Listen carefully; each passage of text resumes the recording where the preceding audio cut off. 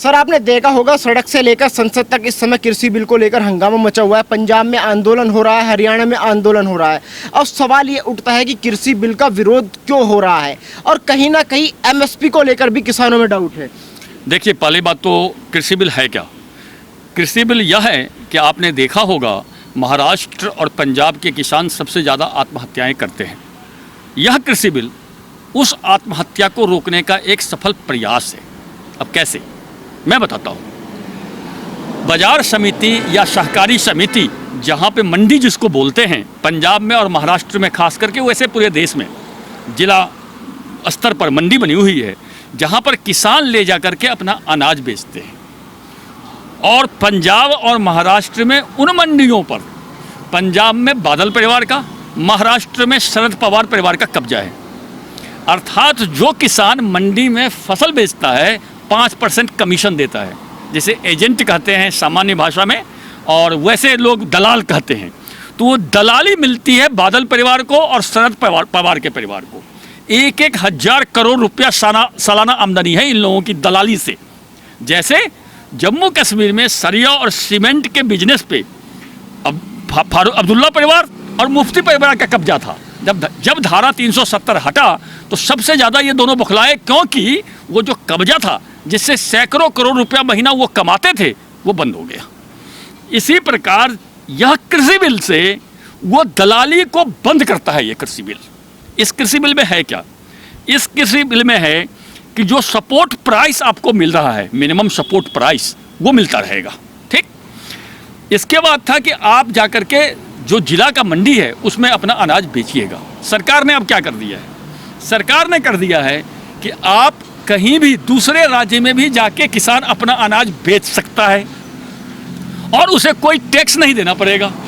तो ये मंडी टैक्स के नाम पे जो दलाली जाती थी दो परिवार की, वो बंद हो जाएगी। सब खेल दलाली का है। इसलिए बादल परिवार बौखलाया हुआ है। पंजाब में आपने देखा होगा अमरिंदर सिंह जी कुछ नहीं बोल रहे हैं, जो देशभक्त आदमी है। बादल परिवार बौखला गया है।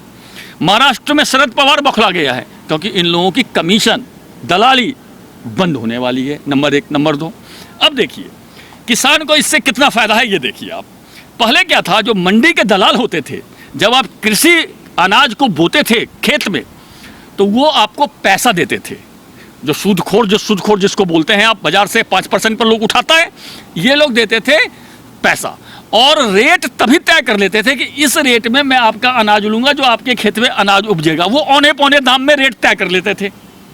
इन लोगों की डबल मुनाफा हो जाती थी। अब उस सूदखोरी के चक्कर से बचाने के लिए सरकार ने इस कृषि बिल में प्रावधान किया है। अब क्या प्रावधान किया है? बड़ी बड़ी कंपनियां किसानों के पास आएगी कि आपके फसल 100 कुंटल गेहूं उपजते हैं आपके यहाँ, मान लिया 100 कुंटल का पैसा जो मैक्सिमम प्राइस सरकार का है, वो आप 50% अभी ले लो।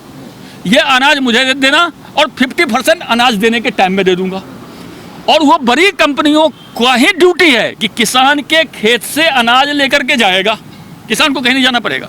किसान के खेत से वो कंपनियां अनाज लेके जाएगी और किसान को समय से पहले पैसा मिल गया और 50% पैसा अनाज देने के टाइम में मिल गया। तो ये जो मंडी टैक्स है, जो दलाली जाती है, वो दलाली बंद हो गई। अब किसान को उचित मूल्य मिल गया, क्योंकि जब मंडी में जाते हैं आप तो दलाली काट के तो पैसा आपको मिलता है, तो आपकी आमदनी कम हो जाती है। अब डायरेक्ट बड़ी कंपनियां खरीदेगी तो उसको उचित मूल्य मिलेगा, तो किसान उन्नति करेगा। क्योंकि मोदी सरकार ने कहा है कि 2022 तक हमें किसान की आमदनी को डबल करना है। तो ये आमदनी डबल कैसे होगी? डबल कृषि बिल से होगी। जो कृषि बिल लाया गया है और इस कृषि बिल में यह प्रावधान किया गया है कि दलाली के चंगुल से मुक्त हो, महाजन के चंगुल से मुक्त हो, जिससे किसान आत्महत्या करते थे वो आत्महत्या बंद हो। ये विरोधी दल तो बड़ा हल्ला करता था ना, किसान आत्महत्या कर रहे हैं, किसान आत्महत्या कर रहे हैं, क्योंकि महाराष्ट्र और पंजाब में ये मंडी नाम के दलाल का कब्जा है। बिहार में आपने कभी नहीं सुना होगा कि किसान आत्महत्या कर लिया। क्यों? सबसे गरीब राज्य तो बिहार को ही आप मानते हैं, वहाँ लोग आत्महत्या क्यों नहीं करता है? पंजाब और महाराष्ट्र में ही क्यों करता है? क्यों? क्योंकि ये दलाल परिवार वहाँ पे है। ये दलाल परिवार किसान को अपने चंगुल में फंसा लेता है कमीशन के चक्कर में, इसलिए उसका सूद बढ़ जाता है, इंटरेस्ट बढ़ जाता है, इसलिए आत्महत्या करता है। अच्छा, जबकि बिहार में नहीं करता है। आपने बात की बड़ी बड़ी कंपनी आएगी। आपने पहले देखा होगा जैसे आड़ती किसानों का खून चूसते थे, कहीं ऐसा तो नहीं होगा कि ये कंपनियां भी किसानों का खून चूसे? अब ये आ गई। पहले था कि जिला में एक कृषि अनाज अंडी थी, आपको उसी में जाना है, वही कमीशन लेगा, वही आपका माल बेचेगा।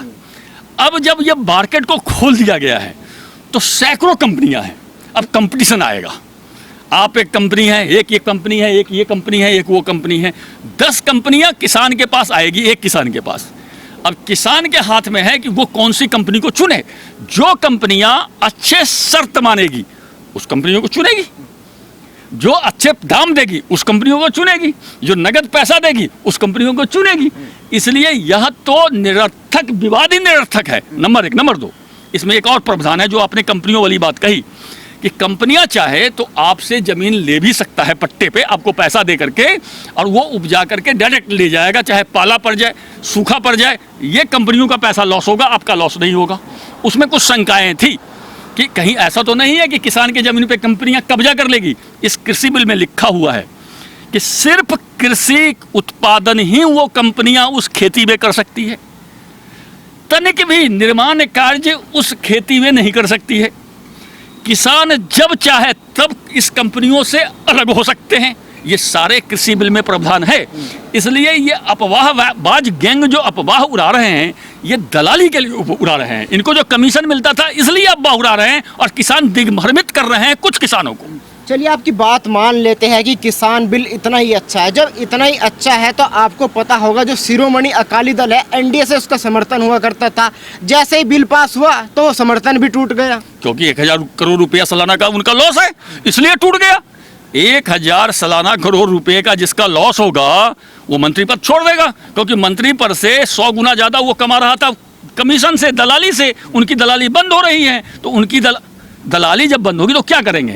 आपको याद होगा जब महाराष्ट्र में सरकार बन रही थी तो शरद पवार जी दिल्ली आए थे, मोदी जी को यही तो ऑफर दिया था कि अजीत पवार को उप मुख्यमंत्री बना दो महाराष्ट्र में, और हमारी बेटी को कृषि मंत्री बना दो दिल्ली में। ये दलाली के चक्कर में, क्योंकि उन्हें पता है कृषि माफिया हैं ये लोग, एग्रीकल्चर शुगर माफिया कहा जाता है। आपको तो पता है शुगर लॉबी का सरदार कहा जाता है। शुगर लॉबी क्या है? गन्ना कौन उपजाता है?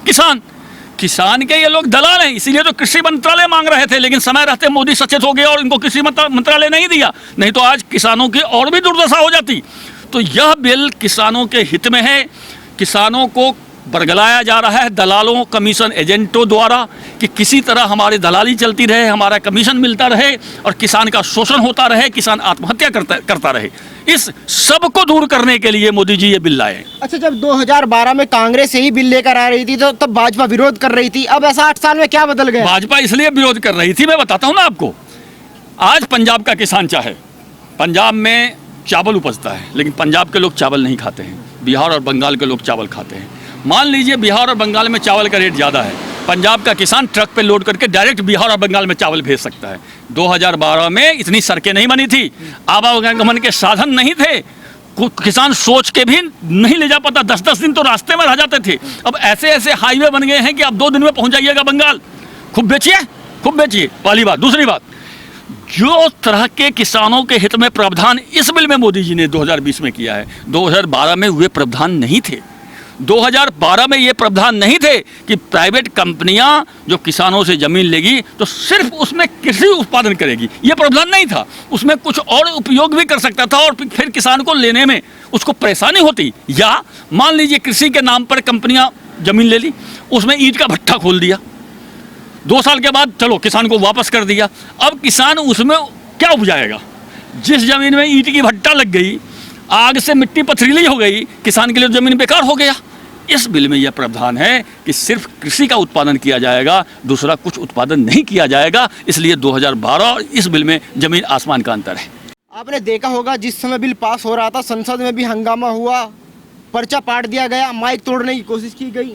देखिए, जो आदमी हंगामा कर रहे हैं उन्हें कृषि से कोई लेना देना है नहीं। संजय सिंह जी आम आदमी पार्टी का एक नेता है, वो बहुत टेबल पर चढ़ करके इनकलाब जिंदाबाद कर रहा है।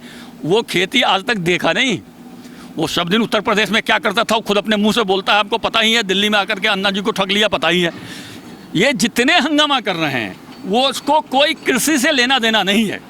वो सिर्फ मोदी विरोध के नाम पे हंगामा कर रहे हैं कि मोदी को विरोध करने का एक अच्छा मौका, सुनहरा मौका मिल गया है। और किसानों के नाम पे, दलितों के नाम पे विरोध किया जा सकता है। इसलिए विरोध के लिए विरोध कर रहा है। दो ही आदमी विरोध कर रहा है, शरद पवार और बादल परिवार। ये दोनों कमीशन के लिए विरोध कर रहे हैं। बाकी तो पीछे पीछे लगे हुए हैं। हमारे गांव में एक कहावत है कि सब सखी झुम्बर खेला, लुल्ली कहे हम हूँ, मतलब हम भी करेंगे विरोध, हम भी करेंगे विरोध। और शौकिया विरोध है, विरोध कोई नहीं कर रहा है। यह बिल किसानों के हित में है और इस बिल से किसान आत्महत्या करना बंद कर देंगे। मोदी जी का यह क्रांतिकारी बिल है और सभी किसानों को, सभी देशवासियों को इस बिल का स्वागत करना चाहिए, क्योंकि यह अपने आप में ऐसा बिल है कि किसानों की आमदनी 2022 तक जो मोदी का सपना था कि दोगुना करना है, वो दोगुना हो जाएगी।